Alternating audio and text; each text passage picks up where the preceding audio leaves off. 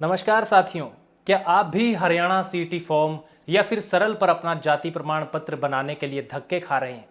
तो ये वीडियो आपको ज़रूर देखना चाहिए। आज हम ऐसे मुद्दे की बात करने वाले हैं जो हरियाणा के लाखों युवाओं के भविष्य को प्रभावित कर रहा है। जी हाँ, मैं बात कर रहा हूँ हरियाणा सीटी 2025 और सरल पोर्टल की लगातार बनी हुई समस्याओं की। सबसे पहले थोड़ा समझते हैं कि हरियाणा सीटी यानी कॉमन एलिजिबिलिटी टेस्ट क्या है। ये हरियाणा कर्मचारी चयन आयोग यानी एचएसएससी द्वारा आयोजित एक परीक्षा है जो ग्रुप सी और डी की सरकारी नौकरियों के लिए पात्रता तय करता है। इसकी अधिसूचना 26 मई 2025 को जारी हुई थी और रजिस्ट्रेशन 28 मई से 12 जून तक चल रहे हैं। लाखों युवा इस परीक्षा में आवेदन कर रहे हैं क्योंकि ये उनके सपनों की नौकरी का पहला कदम है। लेकिन यहाँ शुरुआत होती है असली कहानी की।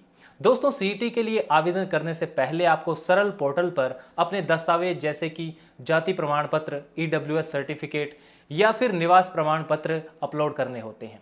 लेकिन यह सरल पोर्टल इतना सरल नहीं है जितना इसका नाम है। पहली समस्या, पोर्टल बार बार क्रैश हो रहा है। हिसार, कैथल, पलवल और भिवानी जैसे जिलों से बहुत से लोगों ने ट्विटर पर लिखा है कि पोर्टल दिन भर बंद रहता है। दूसरी समस्या है ओटीपी की, कि ओटीपी देरी से आता है या कई बार तो आता ही नहीं। एक यूजर ने एक्स पर लिखा कि वो 3 दिन से निवास प्रमाण पत्र के लिए कोशिश कर रहा है लेकिन साइट ही नहीं खुल रही। कुछ मामलों में पोर्टल गलत डेटा मांग रहा है, जैसे जीवित माता पिता का मृत्यु प्रमाण पत्र। ये तो हद ही हो गई। चौथी समस्या है, आवेदन जमा करने के बाद पोर्टल आपको फिर से शुरुआत वाले पेज पर ले जाता है और सारी मेहनत बेकार हो जाती है। ये हाल है हरियाणा के डिजिटल इंडिया का। जब इतने सारे युवा एक साथ पोर्टल पर जाते हैं तो सिस्टम क्रैश हो जाता है। तकनीकी टीम अपडेट करने की बात कह रही है लेकिन समाधान कब तक, कोई खैर खबर नहीं। अब बात करते हैं सीईटी की प्रक्रिया की।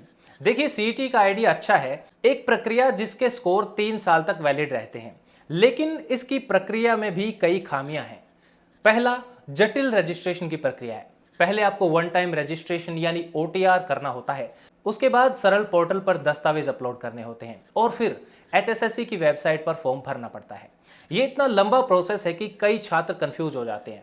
दूसरा है तकनीकी खामियां। सरल पोर्टल की तरह ही एचएसएससी की वेबसाइट भी बार बार डाउन होती रहती है। एक्स पर एक यूजर ने लिखा कि सर्वर एरर और लॉगआउट की समस्या की वजह से वो फॉर्म नहीं भर पा रहे। तीसरा है समय की कमी। 28 मई से लेकर 12 जून तक का समय दिया गया है, लेकिन पोर्टल की खराबी की वजह से हजारों या यूं कहें लाखों छात्र अपना फॉर्म नहीं भर पा रहे। चौथी समस्या है पारदर्शिता की कमी। कई बार साफ नहीं होता कि कौन से दस्तावेज जरूरी हैं या फिर अपलोड करने का फॉर्मेट क्या होना चाहिए। दोस्तों, ये सिर्फ तकनीकी खामियां नहीं है, ये हरियाणा के युवाओं के भविष्य के साथ खिलवाड़ है। जब सरकार डिजिटल इंडिया की बात करती है तो कम से कम बेसिक तकनीकी ढांचा तो मजबूत करना ही चाहिए। जब बड़ी बड़ी वेबसाइट जैसे फ्लिपकार्ट और अमेजोन यहां पर एक साथ में हजारों, लाखों और करोड़ों यूजर जब एक साथ आते हैं तब भी इनका सिस्टम, इनका सर्वर क्रैश नहीं होता। लेकिन ये सरकारी वेबसाइट क्यों होती हैं? इन समस्याओं का सबसे ज्यादा असर गरीब और ग्रामीण क्षेत्रों के छात्रों पर पड़ रहा है, जो साइबर कैफे और इंटरनेट की सुविधा के लिए संघर्ष कर रहे हैं। एक तरफ सीईटी का फॉर्म भरने की समय सीमा नजदीक आ रही है और दूसरी तरफ सरल पोर्टल काम ही नहीं कर रहा। हजारों छात्रों का समय और पैसा बर्बाद हो रहा है। कई छात्र मानसिक तनाव में हैं क्योंकि उनका भविष्य दांव पर है। ये सीईटी का फॉर्म आता ही कई सालों बाद है और उसके बाद इस तरह की समस्याएं आती हैं जिससे बहुत सारे विद्यार्थी अपना फॉर्म नहीं भर पाते और फिर से उनका जो कैरियर का सपना होता है वो 3 साल आगे खिसक जाता है। एक्स पर कई यूजर्स ने मांग की है कि सीईटी की अंतिम तारीख बढ़ाई जाए, लेकिन अब तक इस पर भी कोई जवाब नहीं मिला है। यह शर्मनाक है कि सरकार और एचएसएससी इस ओर ध्यान नहीं दे रहे। क्या इतने बड़े पैमाने पर होने वाली परीक्षा के लिए पहले से तैयारियां नहीं करनी चाहिए थी? तो दोस्तों, समाधान क्या हो सकता है? मेरे हिसाब से ये इस तरीके के कुछ कदम उठाए जा सकते हैं। पहला है पोर्टल की तकनीकी सुधार। सरल पोर्टल और एचएसएससी की वेबसाइट के सर्वर को अपग्रेड करना होगा ताकि ज्यादा ट्रैफिक को झेल सके। जिस प्रकार से अमेजोन या एडब्ल्यूएस की होस्टिंग में लोड बैलेंसिंग के ऑप्शन होते हैं, ऑटोमेटिक सर्वर स्केलिंग का ऑप्शन होता है, उस तरीके के ऑप्शन इसमें इस्तेमाल किए जा सकते हैं। दूसरा है आवेदन की तारीख। सीटी की अंतिम तारीख को कम से कम 20 जून तक बढ़ाना चाहिए ताकि सभी छात्रों को इसमें अप्लाई करने का मौका मिल सके। तीसरा है हेल्पलाइन और सपोर्ट।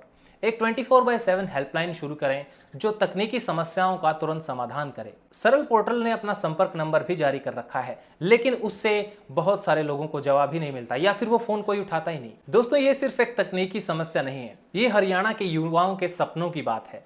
अगर आप भी इन समस्याओं से परेशान हैं तो अपनी कहानी कमेंट बॉक्स में शेयर करें। क्या आपको लगता है कि सरकार को तुरंत कदम उठाने चाहिए?